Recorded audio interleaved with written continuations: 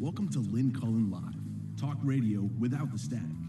Email your questions and comments to lynn@pghcitypaper.com. And now your host, Lynn Cullen. Well, hello there, and wet morning to you.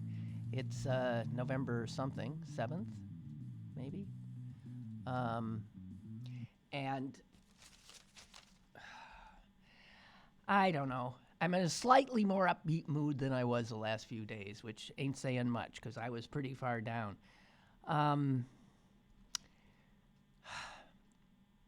It's just that every time I see a Republican on TV saying whatever their absurd line of attack is of the day, I just my heart just is ripped apart by their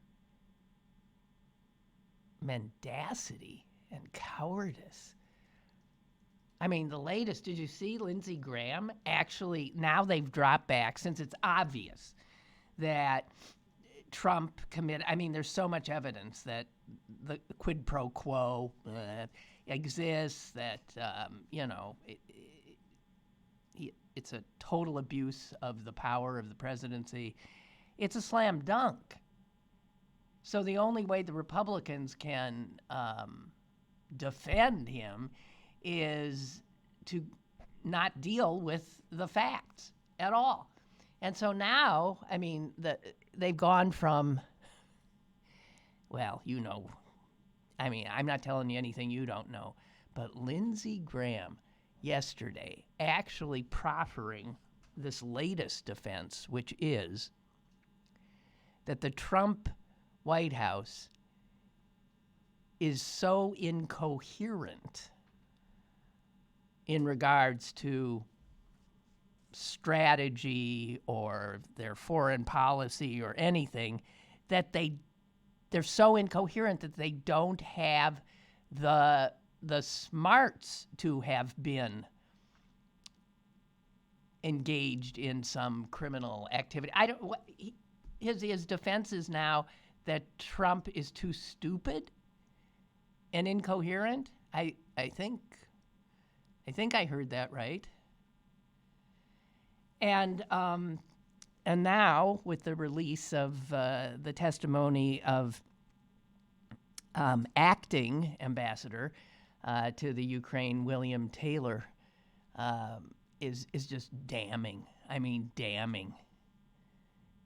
I mean, he uses terms like Washington snake pit, nightmare. Well, that might actually lend some credence to Lindsey Graham's sense of the incoherence and madness of this White House. When did Kiev, K-I-E-V, turn into K-Y-I-V? When did that happen? All of these things sneak up on you. One day it's Bombay and the next is Mumbai. And, you finally figure that out and you move on. But Kiev and now Kiev, I don't know how it's pronounced in Ukrainian or Russian, Kiev. It looks the same, but why the transliteration has changed, I don't know, unless that's how it's spelled in Ukraine. K-Y-I-V, are you seeing that? Because K-I-E-V, kiss it goodbye, I haven't seen that spelling in some time.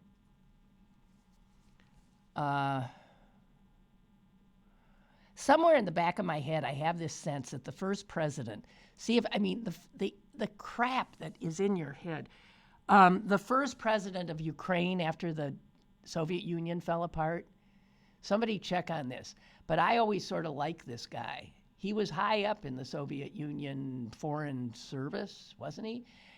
His name was Shevardnadze. Does anybody remember him? Because I think then he became the first president of the newly constituted non-Soviet unionized Ukraine. Edward Shevardnadze, right? Why is that Why is he in my head? I can't name any others. So William Taylor is going to be the first witness that you're going to trot out in the public hearings, which begin next week. Because he took meticulous notes. He is somebody who even these Republicans will have a lot of difficulty tarring. It was a riot yesterday. I watched some of the cable shows for a while, and every Democrat who was on could not just say, well, Ambassador Taylor. They always had to preface his name with this West Point graduate, this Vietnam veteran who served in some of the more dangerous areas of the world, and literally, I did not hear anybody not do that whole preface of American hero. And that's where you see how important these first impressions and branding are in getting public opinion on your side. But for those of us who notice such things, it's funny. They'll trash him anyway. Obviously, they'll find something. They're shameless. Shameless.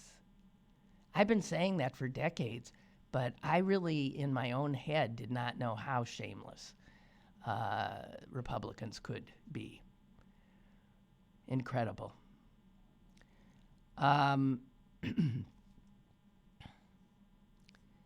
So it looks as if these first witnesses they're trotting out are going to be pretty compelling.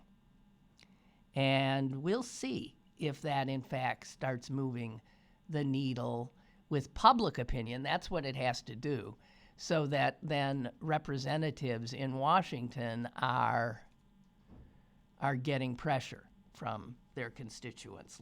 Let's hope that this all works. Listen to this, though. I mean, here, listen to this Republican.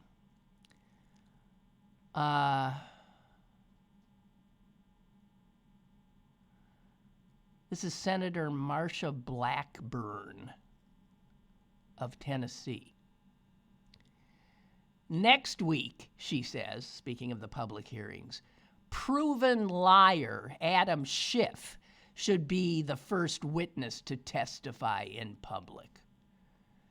Proven liar. See, this is, again, they cannot defend the president without saying, well, yeah, I mean, yes, that's a crime, but it's not really that much of a crime, or they just can't go there.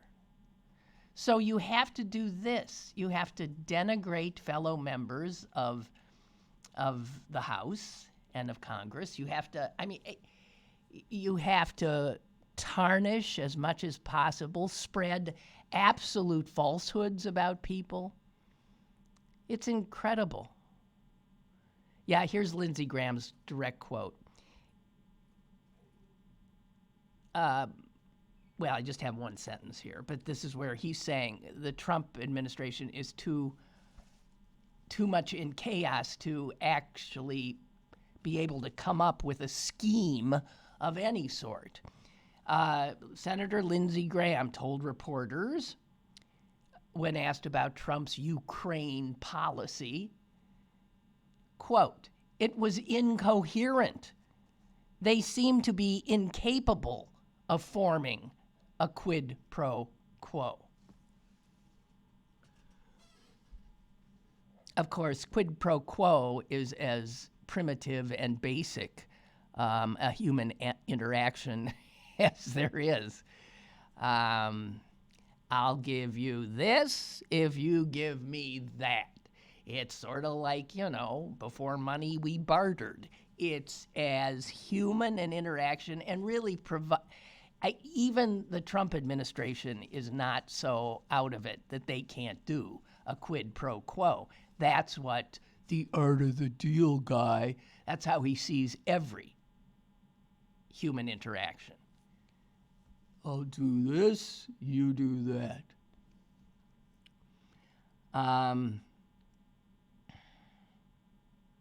So anyway, there it is. And then they're talking about wanting to call Hunter Biden to the stand. I mean, why? What? Then, I mean, this is all just this constant need to draw attention away from their president's obvious culpability. This is going to be so ugly. And we now, that poor whistleblower, whoever he is, I am sure that those who really have an incredible curiosity to know his name now know his name because Russian media have published it. Don Trump Jr. has tweeted it out. Senator Rand Paul is arguing for him to be outed in direct violation of the whistleblower law. And why? Everything the guy said has been substantiated by every other witness practically that's come before. So why? I guess they're thinking if we can somehow take this guy down and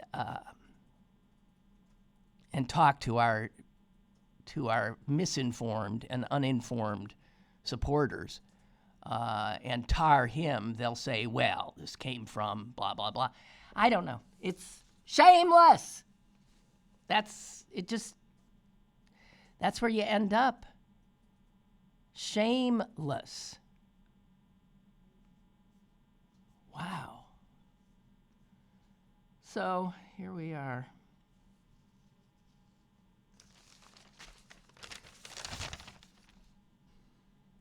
The Wall Street Journal is very unhappy about the Trump presidency right now and about the election results yesterday or 2 days ago.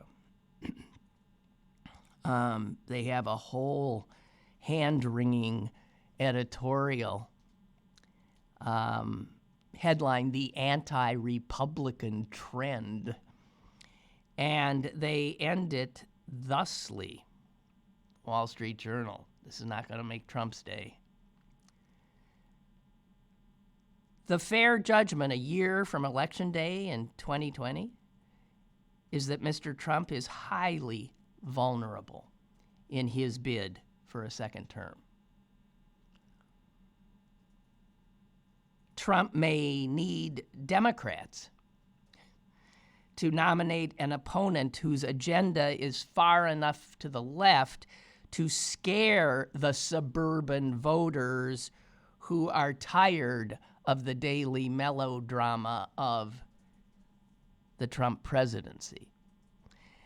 The Wall Street Journal positing that the only way Trump wins is if Democrats give him a lefty candidate who those suburban voters will just be freaked by and will either sit things out or, in fact, think Trump is preferable. I don't know. But I am worried. I talk to Democrats, even Democrats who are very politically active, some establishment, some not, and anyone who thinks that they know, that we know as Democrats who our best candidate is nuts. We don't know. And left to the primary voters, you don't always get the best candidate. I don't know. General elections are very different than primary elections. And just as primaries often beget candidates who are not necessarily great candidates in the general election, people who know how to win elections are not necessarily people who have any of the capacities to do the job that they're running for. Those are totally different skill sets. Anyway, the Wall Street Journal ends thusly. Senate Republicans know their majority is also at risk. They cannot win merely by turning out the Trump base. The GOP needs a strategy and agenda to regain support in the suburbs, or they will lose the House, the White House, and the Senate in 2020. From their editorial page to God's ears. So there it is. The Wall Street Journal editorials scared to death that we could see a wipeout of the Republicans in 2020. An awful lot's going to happen in this year, and it's going to be a trying 365 days of that, I am sure. Hang on a minute here, guys.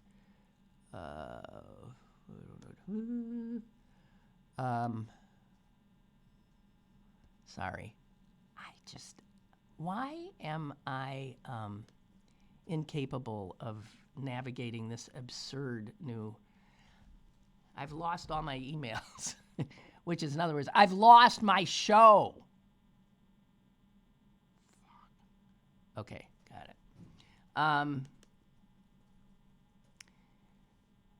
Milton. Edward Shevardnadze. Uh-oh. Ha ha! Ha ha!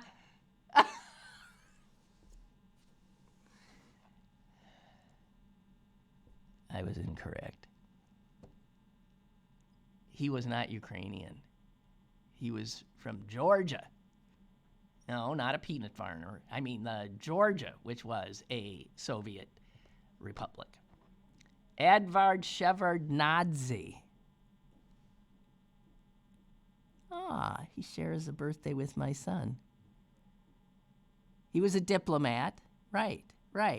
Minister of Foreign Affairs. Right, under Gorbachev. I always liked him. I thought he was really smart. And, a commie you could like.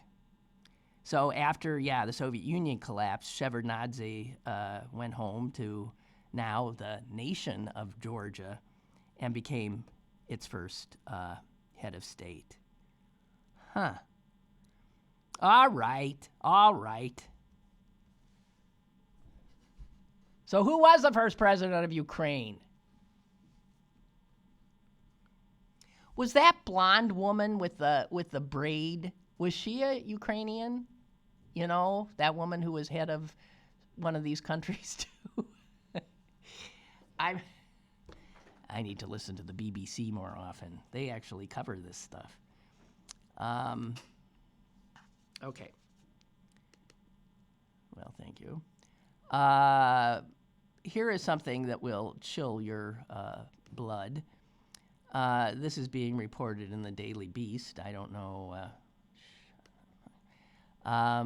But it says that Trump has remained in touch with Mark Burnett, if that name doesn't ring a bell. He is the genius who pretty much brought America. Leonid Kravchuk was Ukraine's first president. Well, sorry. Leonid, I don't know. I don't know from you.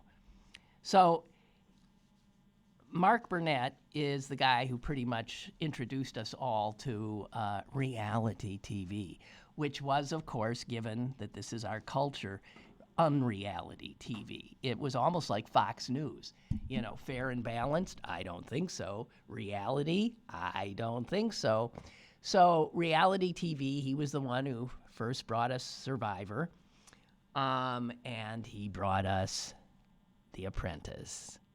And he's the one, more than anybody else, who elevated Donald Trump to this celebrity television star with a big audience.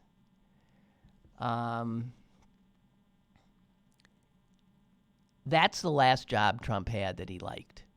He would much prefer doing that again. And what the Daily Beast is reporting, and please, dear God, tell me it's wrong, although it makes perfect sense, that the two have actually talked, traded ideas about shows they could do after Trump leaves office. And yes, they have had discussions about The Apprentice, White House.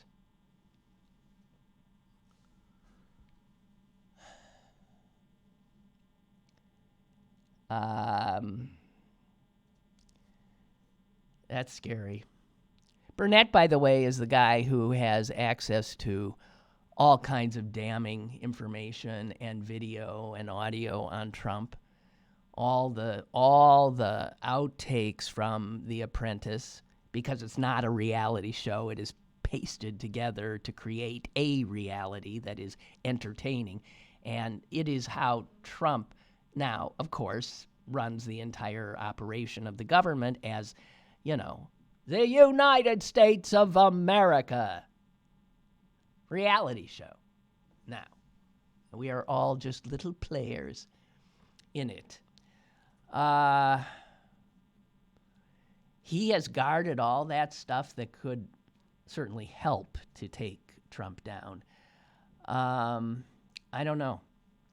And as I have said, there's no getting rid of Donald Trump, save the Grim Reaper, because if he's breathing, he will need to be the center of attention. So he doesn't have to be president to do that, and also with the obvious complicity of our media who, follow train wrecks and know he's a ratings getter. I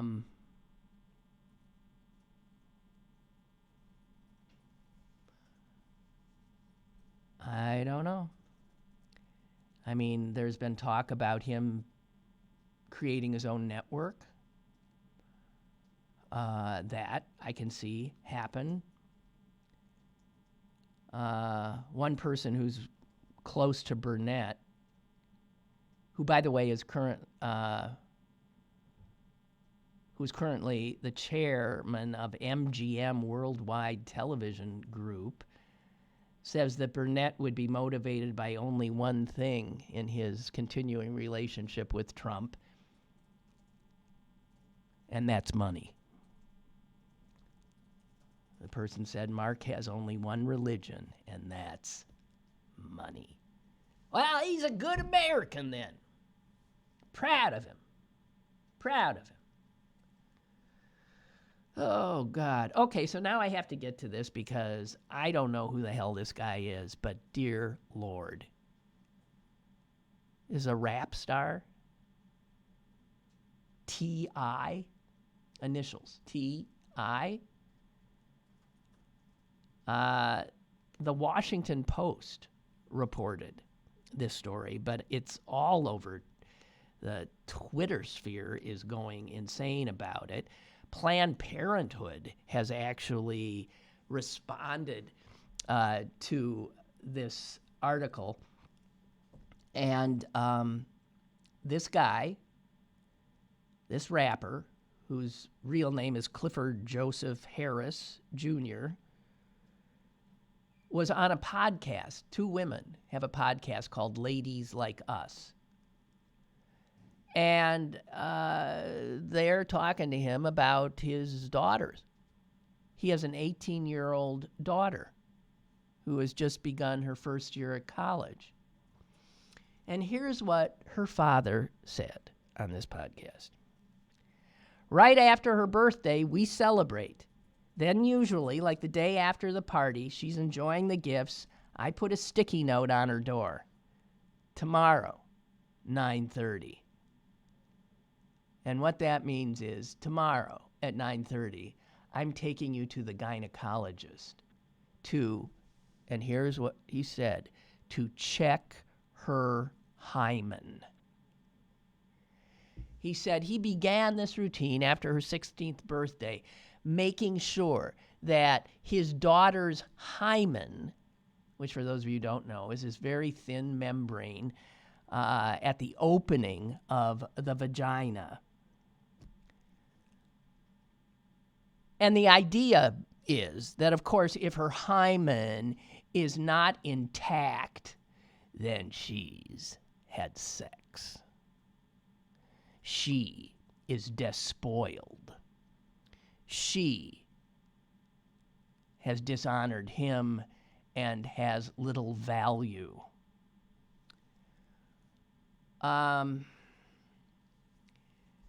This guy, this rapper, said that his daughter's doctor requires her, the daughter, to sign a waiver allowing him to see the results of her examination because the HIPAA Act, she's 18, would not allow him to do that.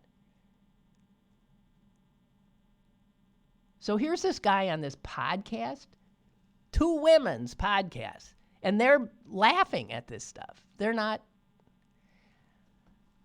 He says, so we'll go and sit down and the doctor will come and talk and the doctor's maintaining a high level of professionalism. He's like, well, you know, sir, I have to share information. I'm like, hey, he says to his daughter, they want you to sign this so we can share information. Is there anything you would not want me to know? See, Doc? Ain't no problem.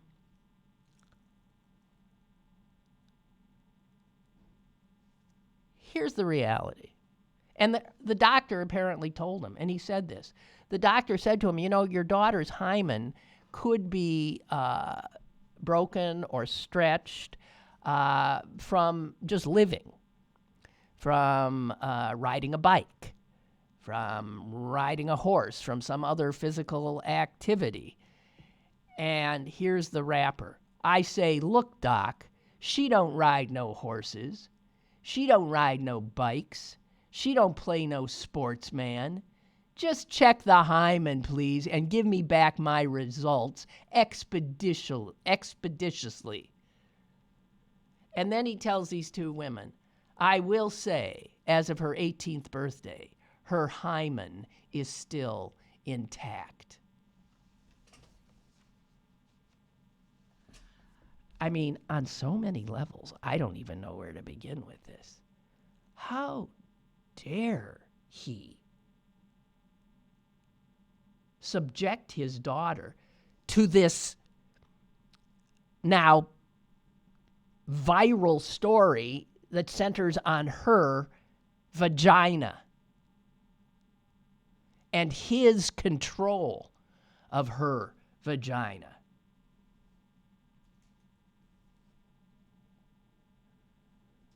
Unbelievable.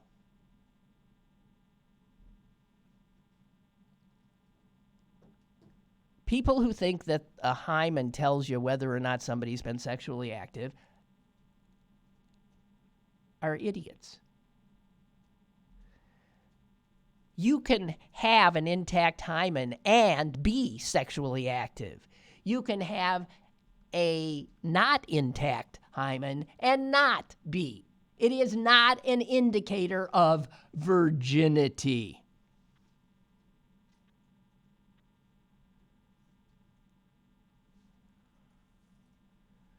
Planned Parenthood, as I said, responded to this in a series of tweets and said, I don't know who needs to hear this, but virginity is a made-up social construct, and it has absolutely nothing to do with your hymen. You cannot tell if someone has had sex by the way their hymen looks. Thank you very much. The United Nations issued a global call to ban virginity testing. They called the procedure, as it is done in at least 20 countries, quote, medically unnecessary, sometimes painful, humiliating, and traumatic. It is inhumane and has no scientific or clinical basis. In fact, the term virginity is not a scientific term. It is also not a medical term. It is, as Planned Parenthood said, a social construct.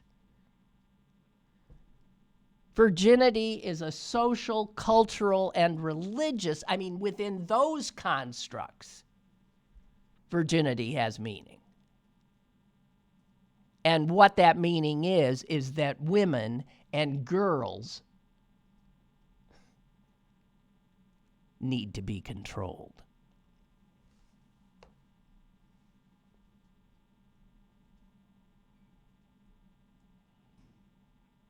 The World Health Organization recommends that this test should not be performed under any circumstances. I am so sick of these effing men. And that this guy would trot his daughter out like that. That poor girl.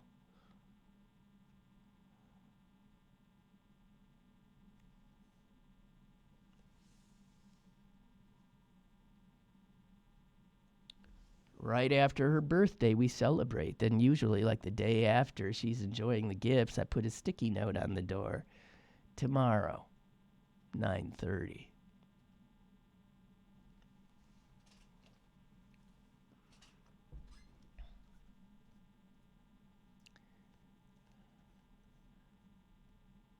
People's capacity for ignorance and people's capacity for cruelty and people's capacity for control are often just breathtaking to me. Truly breathtaking.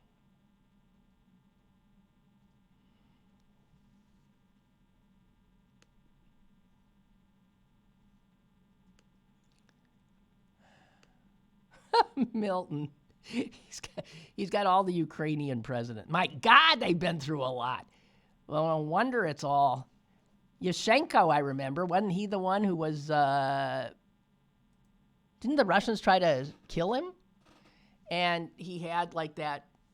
Now, I could be getting this one wrong too. But didn't they... He came after the one that Amy came up with. Viktor Yushchenko. And I thought that that's the one that they tried to poison. And so he had like his skin got really bizarre. Do you remember that?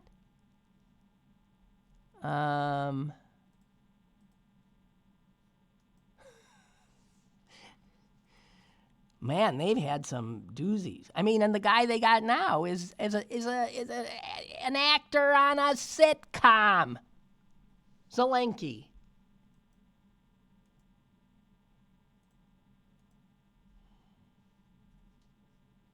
Incredible. Okay. Okay, and while we're on... Oh, wait. I meant to get in yesterday, and then things got away from me. I want to... not that any of this is surprising.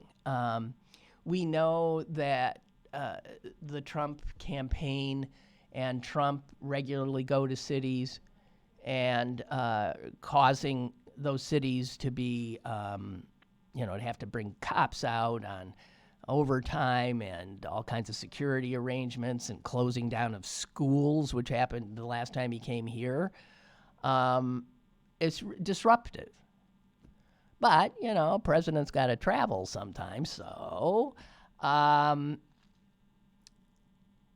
But Trump has never reimbursed a city for these costs. He'll go into a grieving city like El Paso. And he'd already been there for some other thing before they had a massacre. And he had never paid them for the costs of that they had incurred. Then they have a massacre, so he goes down, of course.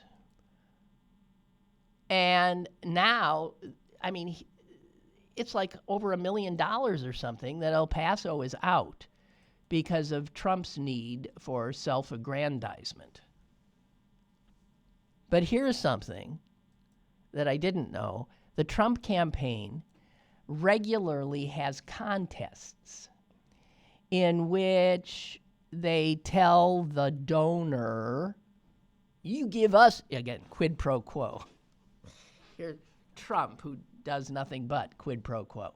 You give me some money and you have the chance of winning breakfast, lunch, or even dinner with President Trump. Wow.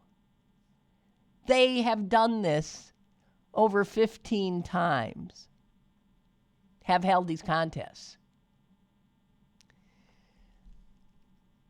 Some journalists trying to do a story on some of the winners of the contest say, that'd be a great story. So you had breakfast with the president, or you had dinner with the president? Where'd you go?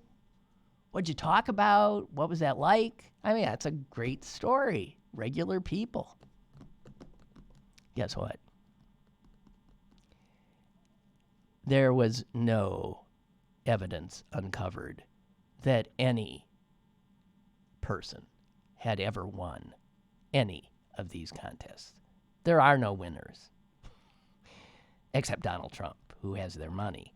There are no winners. He never went to breakfast, lunch, dinner, brunch, snacks, anything with anybody.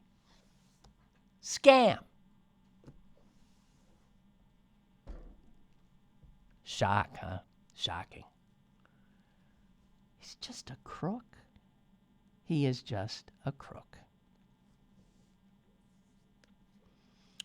Okay, a lot of stories of late about Elizabeth Warren, and man, the guys are coming after her. The money guys. She's scaring them a little bit with her wealth tax and her this, that, and the other thing and her plans. And so have you noticed, or is it just me, that she is now often portrayed as angry, antagonistic, elitist, which is something Biden is throwing at her now. But I have to tell you, when they start calling a woman candidate angry, that is sexism. Because you don't, although Bernie gets called angry, but he is. I mean, Bernie's always shouting. I mean, he's just always, rah, rah, rah. He's literally the angry old guy in the neighborhood screaming at kids to get off his lawn. I mean, that is how he presents. But to call a woman angry, actually to call any minority, and women are not a minority, but have minority status. Remember Barack Obama? Was he allowed to be angry? No. Black people can't be angry. It scares the white people. Women cannot be angry. It scares the guys and is off-putting to the guys and a lot of other women. Women are constrained to be certain emotions, and anger is not one of them. It's not pleasing.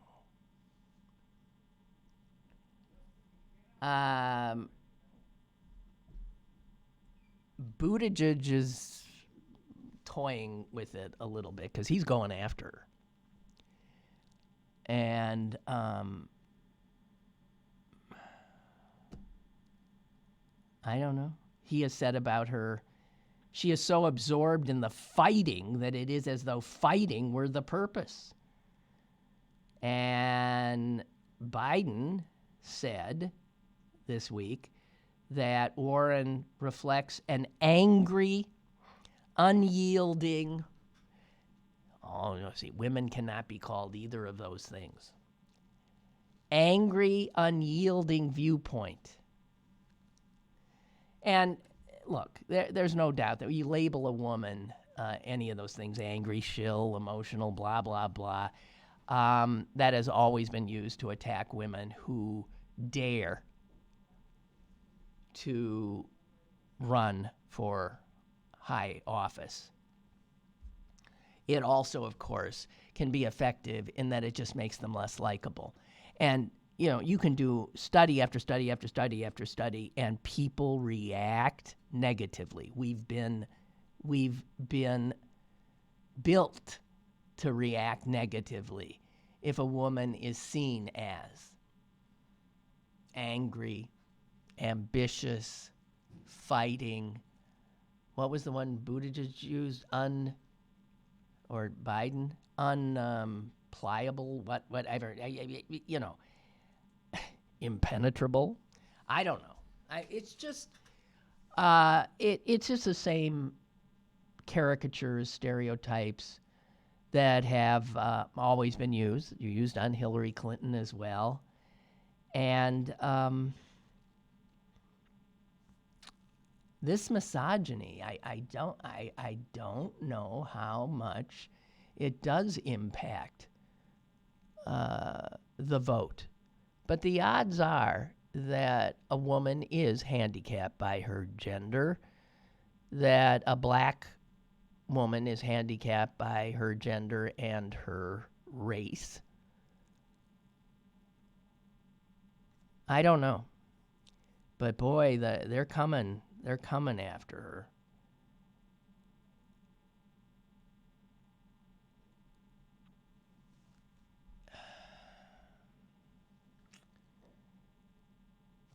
I don't know. And there again, I don't even know. You know, my impression of Warren is that she's tough, and which is what you'd want in a president, right? You don't want a milquetoast. You want tough.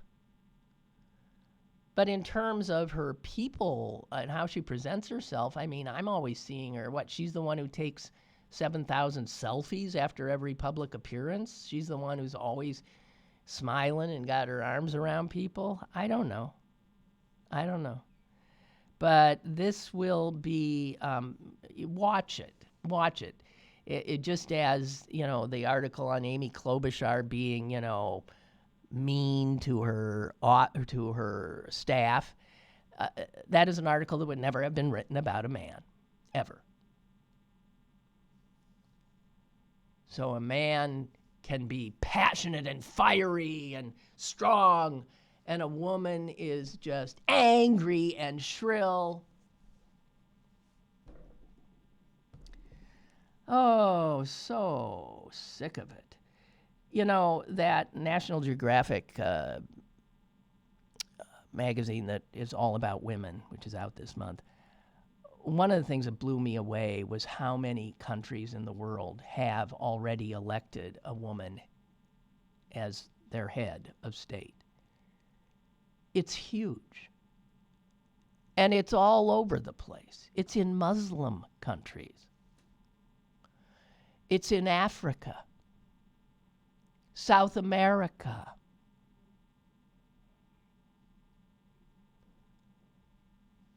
Obviously Europe, even Asia. And my God, the United States of America can't quite do it. Can't quite do it. So if you think for a minute that this country is a leader in terms of women's ability to rise to the level of their competence, again, you better travel some more or read some history.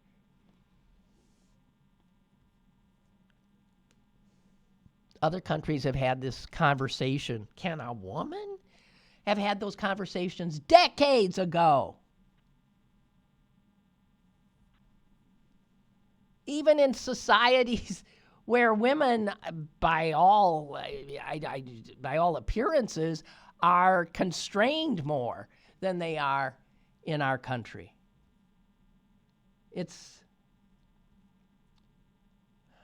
Boy, there are a lot of angry women around right now, and there's a reason why.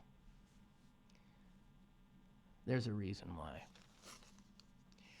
I love that Jefferson Beauregard Sessions is going to run for the Senate.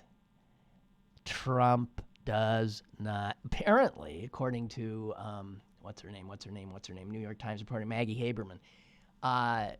The White House has warned Sessions, don't do it. He's going to do it. He's going to announce today that he wants his old seat back. He gave that seat up so he could be the Attorney General to Donald Trump, and that didn't go real well.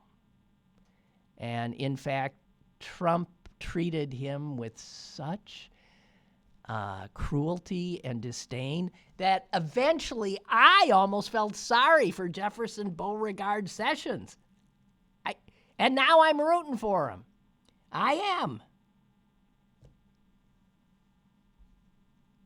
So by all accounts, the guy who the Republicans were going to have to be dealing with for that Senate race down there in Alabama was, and you'll recognize the name, former Chief Justice of the Alabama Supreme Court, Roy Moore, ladies and gentlemen.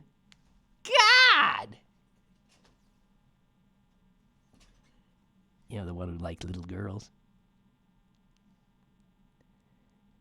And the fact is, he could be the nominee. So you'll have Sessions and Moore in a primary race. Unbelievable.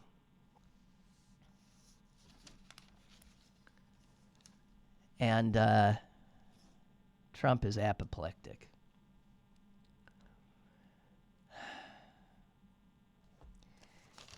I don't know how these columnists do it day after day after day because, you know, what's there left to say? Haven't we said all this stuff before? So they just keep rewriting the same column. How many times can you say how awful Donald Trump is? How many times can you just write the list of the horrors he has perpetrated on this country and the world? And Nicholas Kristof today writes one of those columns about how we're supposed to resist normalizing what is so not normal but has become the new normal. And how do you... It's a classic thing of we're all like the frog in the beaker that has a burner on under it. You know, the water just warms up slowly enough that you keep acclimating, right? That's what humans do. We acclimate. Oh, well, okay. Just like, you know, Mumbai replaced Bombay, we acclimate. Kiev replaces Kiev. I acclimate. And we do forget that things Trump does 10 times a day would have had us swooning 3 years ago. The president said, what? Did what?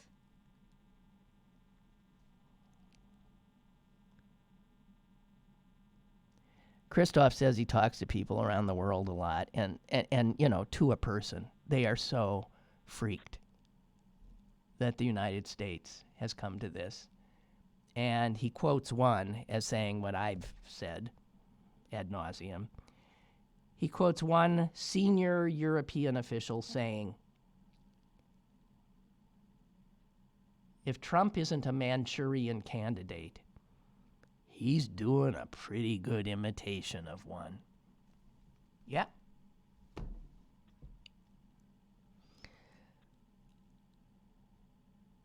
We, by the way, have not secured our electoral system.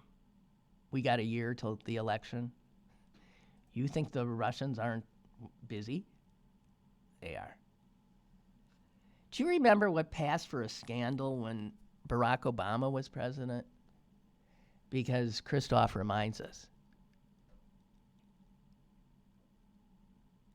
He wore a tan suit. Do you remember that? He never wore that tan suit again, I'll tell you that. Because it was an outrage. Absolute outrage. No one went to jail.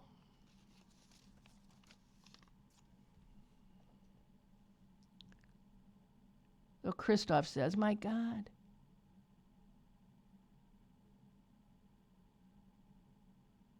This is a guy we have as president who pledged to fight corruption and drain the swamp.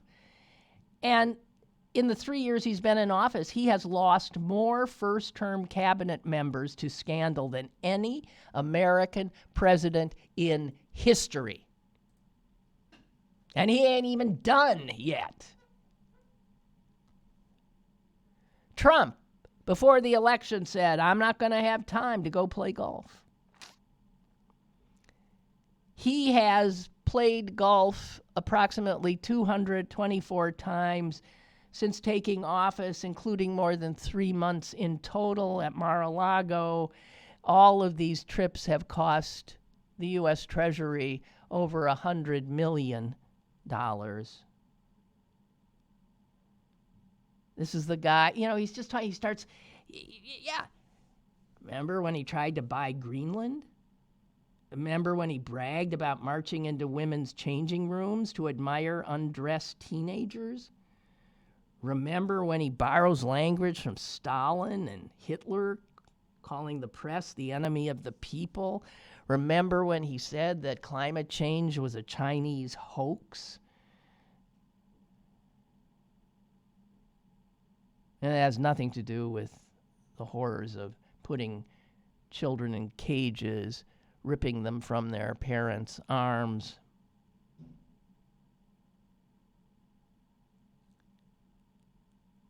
Americans aged 1 through 19, okay? 1 through 19 are 57% more likely to die than those in other advanced countries of this world. And that is largely because we are virtually alone in failing to provide universal health coverage to our people.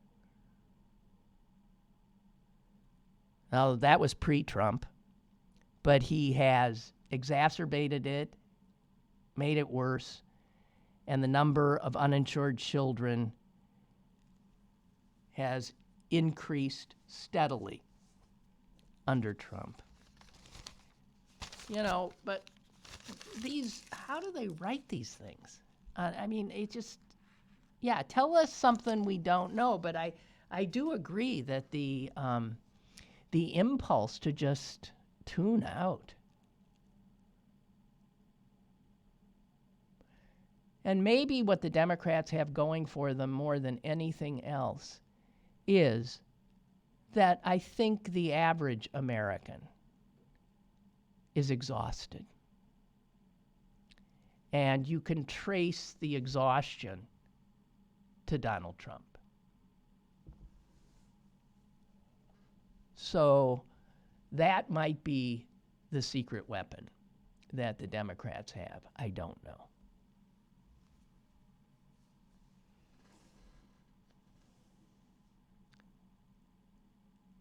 Oh, God.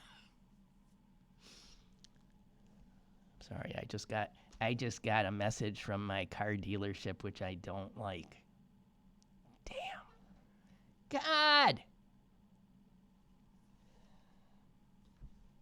I got a flat tire the other day, and this flat tire is turning into the biggest pain in the neck in history. Jesus.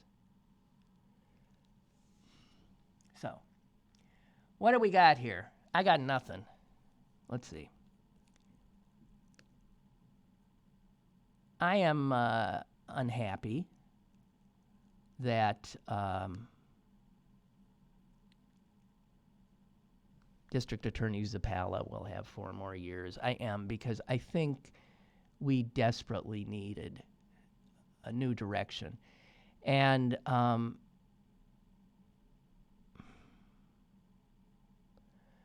here's the reality. The inmate population at the Allegheny County Jail is 70% higher than it was 20 years ago.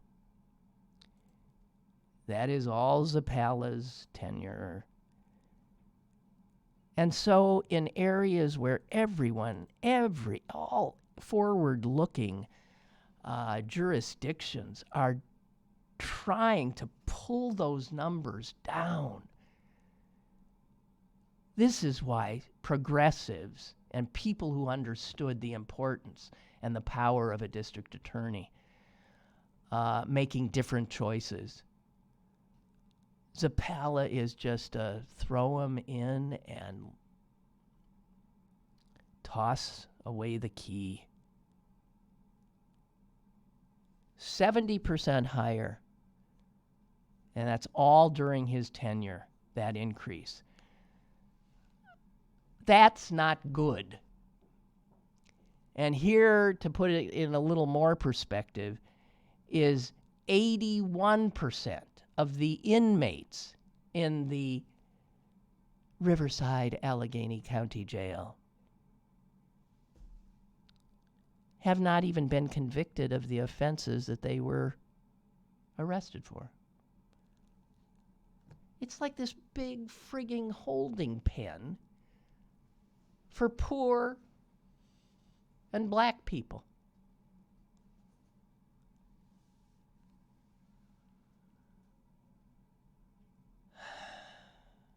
And we lost a great opportunity to have someone at the helm who could start to turn that around, as other, more progressive cities have done. I give you Philadelphia. I give you New York. I give you Boston.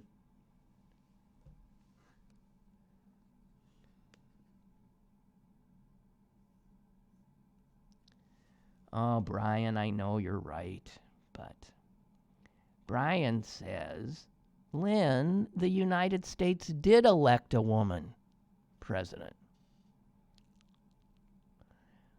If we had a reasonable, coherent system like other nations of the world, Hillary Clinton would be president. There's no doubt about it. She got 3 million more votes. Al Gore got more votes.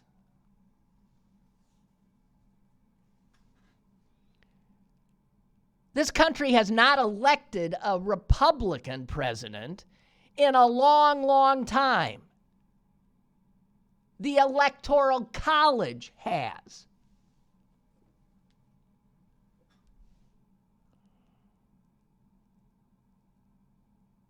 Yeah. That is such a huge structural problem. It's just huge. The fact is that our system is not structured to reflect the will of the people.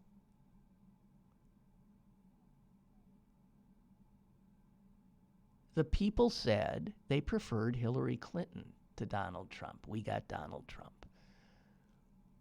The people said they preferred Al Gore to George W. Bush. We got George W. Bush.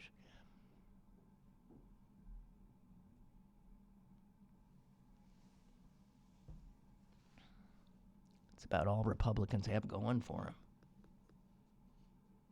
The system is rigged in their favor.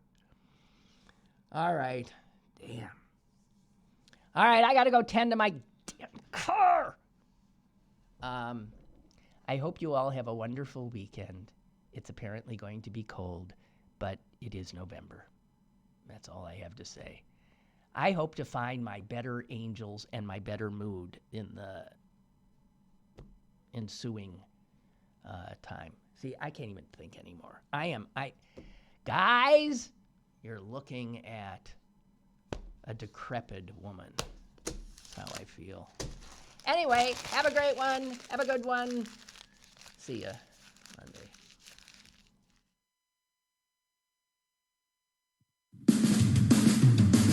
Lynn Cullen Live, Monday through Friday from 10 a.m. to 11 a.m. and archived at pghcitypaper.com.